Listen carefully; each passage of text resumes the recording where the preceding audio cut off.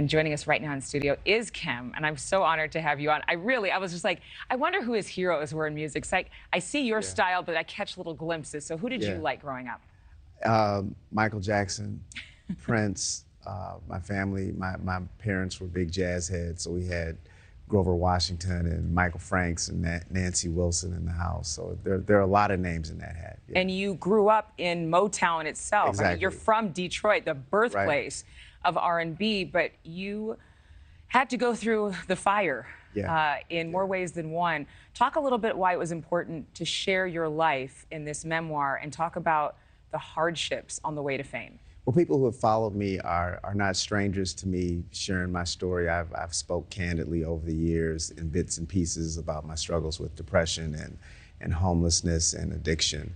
But the book was the perfect vehicle to really expound and go deeper. Great healing has taken place in my life because people have shared their stories with me. So my hope is that I can do the same with my book. My father said he was taught growing up that there are geniuses all along Skid Row. Oh, for sure. You met all kinds of people. What's one of the biggest memories that just stands out in your mind about some of the people that you were basically on the street with? You know, people think there's a stigma attached to being homeless. Yeah. You know, think that people are lazy, they're just not trying hard enough. Yeah. You know, but there are veterans that are homeless. There are people who are struggling with mental illness who are homeless. And now it's so pervasive that, you know, there are people who've had Fortune 500 jobs, you know what I'm saying? Or who hold degrees, who come from families of wealth who are out in the streets and trying to find their way. So But how did you find your way? Because I like to talk to people about homelessness and remind them that it's somebody's brother, it's somebody's sister, it's somebody's mother or father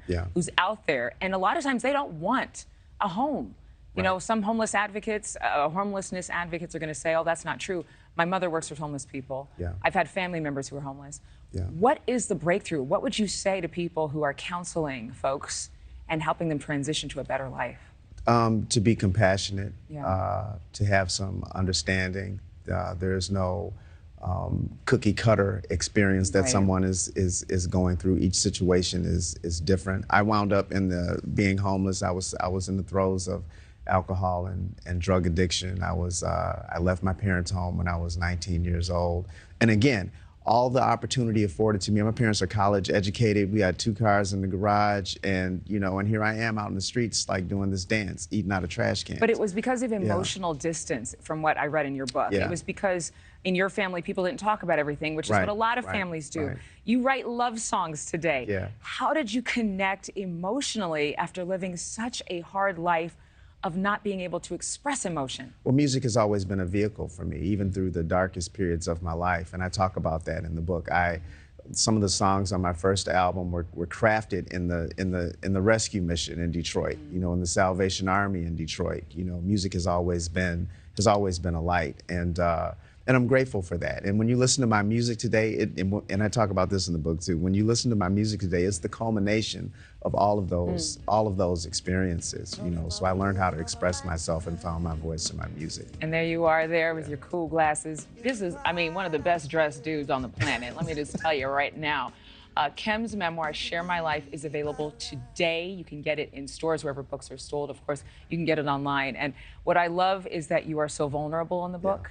And that you're sharing that there are ups and downs, but that the storms also create some of who you are today. Absolutely. That a blank slate doesn't mean that you don't have some texture. There you go, right? like your nice shirt you got on today.